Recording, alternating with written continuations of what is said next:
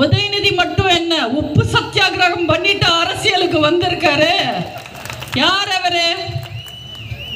உதயநிதிக்கு வரலாறு தெரியாது, அரசியல் தெரியாது.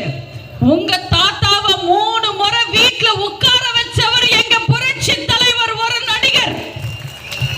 உங்க தாத்தாவையும் அப்பாவையும் 6 முறை வீட்டுல உட்கார வச்சவங்க, கணவனை கூட பயன்படுத்தினவங்க எங்க புரட்சி தலைவி அம்மா, ஒரு நடிகை. நடிகர் என்ன அவ்வளவு இலக்காரமா போயிட்டாங்களா? தமிழ்நாட்டோட தன்மானத்தை காக்க, தமிழனோட மானத்தை காக்க வாழ்ந்தவங்க புரட்சி தலைவரும் புரட்சி தலைவியும். அவங்கெல்லாம் நடிகர்கள் தான். ஆனா எங்க அம்மாவும் எங்க தலைவரும் அரசியலுக்கு வந்ததுக்கு அப்புறம் நடிக்கிறது விட்டுட்டாங்க. ஆனா உதய